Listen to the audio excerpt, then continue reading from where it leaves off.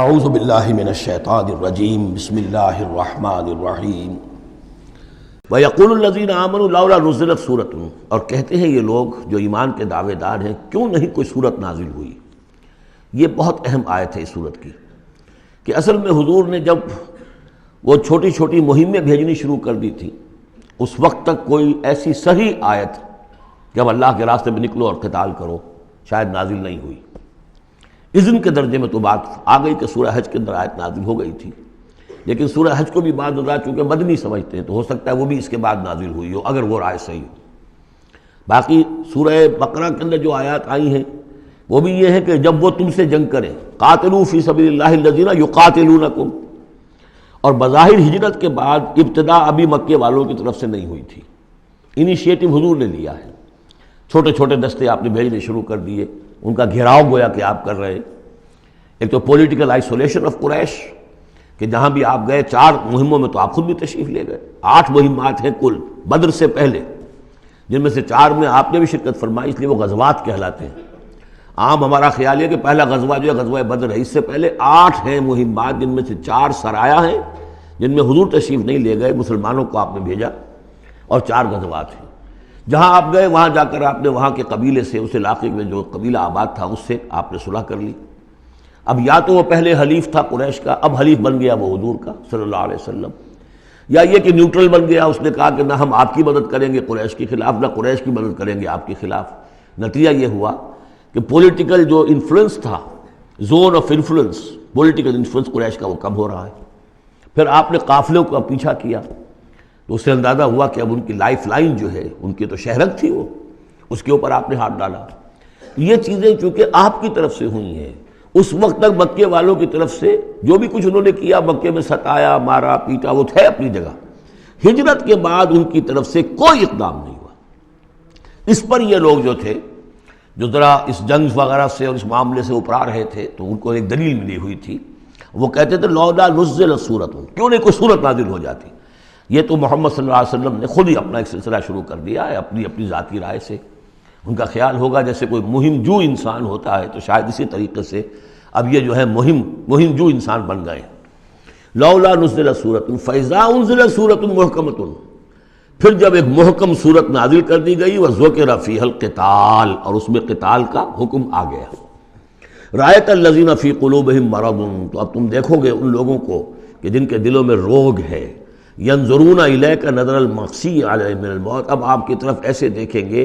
جیسے وہ شخص دیکھتا ہے جس پر موت کی غشی طاری ہو رہی ہوتی ہے۔ دلیل ان کی ختم ہو گئی۔ اب وہ کہتے تھے کہ آیت اترے، کو قرآن نازل ہو جس سے معلوم ہو کہ اب قتال ہے، یہ اللہ کا حکم ہے۔ اسی لیے اسی آیت میں جو لفظ قتال آیا ہے، اسی کے حوالے سے اس سورت کا نام سورہ قتال بھی ہے۔ فَإِذَا أُنزِلَتْ سُورَةٌ مُحْكَمَةٌ وَذُكِرَ فِيهَا الْقِتَالُ رَأَيْتَ الَّذِينَ فِي قُلُوبِهِم مَرَضٌ يَنظُرُونَ إِلَيْكَ نَظَرَ الْمَغْشِيِّ عَلَيْهِ مِنَ الْمَوْتِ فَأَوْلَىٰ لَهُمْ، تو افسوس ہے ان پر، بربادی ہے ان کے لیے۔ طاعۃ وقول معروف، دیکھو ایمان لائے ہو، ایمان کا دعویٰ کر رہے ہو تو اطاعت لازم ہے تم پر، طاعۃ وقول معروف، ہاں کوئی مشورہ دینا ہے، بھلی بات کہنی ہے، کوئی حرج نہیں ہے، مشورہ دے سکتے ہو، اچھی بات کہہ سکتے ہو، لیکن اطاعت کرنی پڑے گی۔ فَإِذَا عَزَمَ الْأَمْرُ، مشورے کے بعد جب فیصلہ ہو جائے، ایک بات طے ہو جائے، فَلَوْ صَدَقُوا اللَّهَ لَكَانَ خَيْرًا لَهُمْ، تو اب اگر انہوں نے جو وعدہ اللہ سے کیا ہوا تھا اور جو میثاق ایمان ان کا ہے، اس کو اگر یہ سچا کریں گے، ثابت ہوں گے سچے، تبھی ان کی خیریت ہے، تبھی ان کے لیے بہتری ہے۔ فَهَلْ عَصَيْتُمْ إِن تَوَلَّيْتُمْ أَن تُفْسِدُوا فِي الْأَرْضِ وَتُقَطِّعُوا أَرْحَامَكُمْ، اس آیت کے 2 ترجمے کیے گئے ہیں۔ پہلے میں وہ ترجمہ کر رہا ہوں کہ جو شیخ الہند کا بھی ہے اور مجھے اسی سے اتفاق ہے، کہ تم ذرا سوچو، اگر جس حال میں اس وقت تم ہو، اگر تمہیں حکومت مل جائے، تم والی بن جاؤ، تمہیں یہاں اقتدار مل جائے اس جزیرہ نما عرب میں، تو تمہاری ابھی چونکہ پوری تربیت نہیں ہوئی ہے، خاص طور پر ظاہر بات ہے کہ جو انصار مدینہ تھے، ابھی ایمان لائے تھے، ان کی تربیت تو نہیں ہوئی،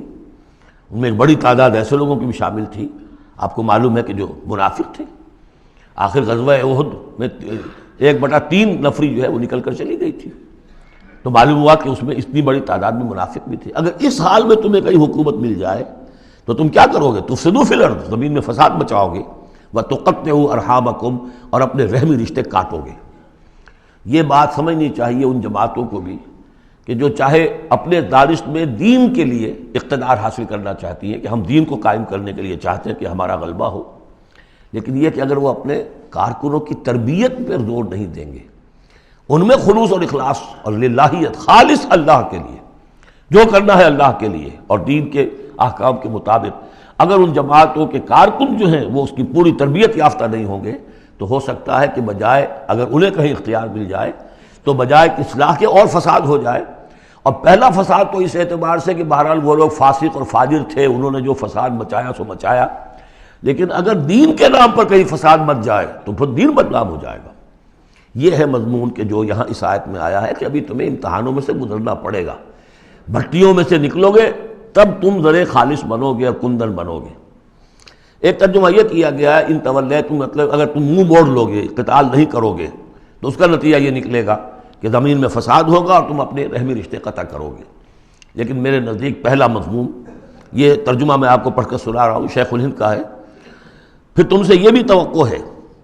کہ اگر تم کو حکومت مل جائے تو خرابی ڈالو ملک میں اور قطع کرو اپنی قرابتیں۔ مجھے اسی سے اتفاق ہے۔ اولئک الذین لعنہم اللہ فاصمہم واعمی ابصارہم، یہ وہ لوگ ہیں کہ جن پر اللہ تعالیٰ نے لعنت کی ہے اور انہیں بہرا بھی کر دیا ہے اور ان کی نگاہوں کو اندھا کر دیا ہے۔ افلا یتدبرون القرآن ام علی قلوب اقفالها، کیا یہ قرآن پر تدبر نہیں کرتے؟ قرآن پر تدبر کریں، اس کے بین السطور بھی تو پڑھیں۔ غلبہ دین کی جد و جہد میں یہ سارے مراحل آنے والے ہیں، یہ تو ان سے پہلے کہہ دیا گیا تھا، سورہ عنکبوت میں آ چکا تھا۔ احسب الناس ان یترکوا ان یقولوا آمنا وهم لا یفتنون، کیا لوگوں نے یہ سمجھا تھا کہ صرف یہ کہنے سے کہ ہم ایمان لائے انہیں چھوڑ دیا جائے گا اور بخش دیا جائے گا اور انہیں آزمایا نہیں جائے گا؟ وَلَقَدْ فَتَنَّا الَّذِينَ مِن قَبْلِهِمْ فَلَيَعْلَمَنَّ اللَّهُ الَّذِينَ صَدَقُوا وَلَيَعْلَمَنَّ الْكَاذِبِينَ، ہم نے تو ہمیشہ جو بھی ان سے پہلے تھے ان کو بھی آزمایا ہے، اور اللہ تو صاف کھول دے گا، واضح کر دے گا کہ کون حقیقت میں سچے مومن ہیں اور کون جھوٹ موٹ کے مومن بنے ہوئے ہیں۔ اور اسی صورت میں آگے بھی آ گیا فَلَيَعْلَمَنَّ اللَّهُ الَّذِينَ آمَنُوا وَلَيَعْلَمَنَّ الْمُنَافِقِينَ، اللہ تو بالکل دودھ کا دودھ پانی کا پانی جدا کر دے گا کہ اللہ تعالیٰ کھول دے گا کہ کون واقعی مومن اور کون منافق ہے۔ تو کیا یہ لوگ قرآن پر تدبر نہیں کرتے یا ان کے دلوں پر قفل پڑ چکے ہیں؟ ان الذین ارتدوا علی ادبارہم من بعد ما تبین لہم الہدی، یقیناً وہ لوگ جو اپنی پیٹھوں کے بل مڑ جائیں گے اس کے بعد کہ ان پر ہدایت واضح ہو چکی ہو۔ الشیطان سول لہم، شیطان نے در حقیقت ان کے لیے یہ مرحلہ ارتداد کا اور پیچھے مڑ جانے کا آسان کر دیا ہے۔ واملی لہم، اور ان کو بڑی طول عمل کے اندر پھنسا دیا ہے، لمبے لمبے ان کی امیدیں ہیں دنیا کے اندر۔ ظاہر بات ہے دنیا میں بڑے بڑے نقشے بنا رکھے ہیں، تو اب یہ میدان جنگ میں جاتے ہوئے تو انسان کترائے گا۔ ذالک بانہم قالوا للذین کرہوا ما نزل اللہ سنطیعکم فی بعض الامر، یہ اس لیے ہے کہ انہوں نے کہا ان لوگوں سے جنہیں ناپسند ہے وہ شے جو اللہ نے نازل کی۔ اللہ نے قرآن نازل کیا، یہ ناپسند کس کو تھا؟ قریش کو تھا، کفار کو اور یہود کو۔ تو یہ لوگ جو ایمان تو لے آئے تھے لیکن یہ کہ ان کے اندر وہ روگ تھا، دلوں میں وہ مرض تھا، وہ نفاق کی بیماری جڑ پکڑ چکی تھی۔ وہ یہ کہتے تھے ذالک بانہم قالوا للذین کرہوا ما نزل اللہ، جن لوگوں کو یہ اللہ کے اتاری ہوئی کتاب اور اللہ کے اتارے ہوئے احکام پسند نہیں آتے، ان سے جا کر ان کا سنطیعکم فی بعض الامر، تو دیکھیے ہم اگرچہ ایمان تو لے آئے ہیں، محمد کی بات تو ہمیں ماننی ہے، لیکن ہم آپ کی بھی اطاعت جاری رکھیں گے، کچھ چیزوں کے اندر آپ کی بات پر ہم عمل کریں گے، آپ کا حکم مانیں گے، آپ یہ نہ سمجھیے کہ ہم نے آپ سے اپنا رشتہ بالکل توڑ لیا۔ منافق اسی کو کہتے ہیں کہ جس نے دونوں کے ساتھ جوڑا رکھنے کی اپنے آپ کو کوشش کی۔ مذبذبین بین ذالک لا الہ الا ولا الہ الا، ان کے پاس جاتے ہیں تو کہتے ہیں، اہل ایمان کے پاس آتے ہیں تو کہتے ہیں ہم ایمان لے آمنا، وَإِذَا خَلَوْا إِلَىٰ شَيَاطِينِهِمْ قَالُوا إِنَّا مَعَكُمْ إِنَّمَا نَحْنُ مُسْتَهْزِئُونَ وَاللَّهُ يَعْلَمُ إِسْرَارَهُمْ، اور اللہ تعالیٰ کو خوب معلوم ہے جو کچھ کہ یہ خفیہ باتیں کرتے ہیں جا کر۔ صدق اللہ العظیم۔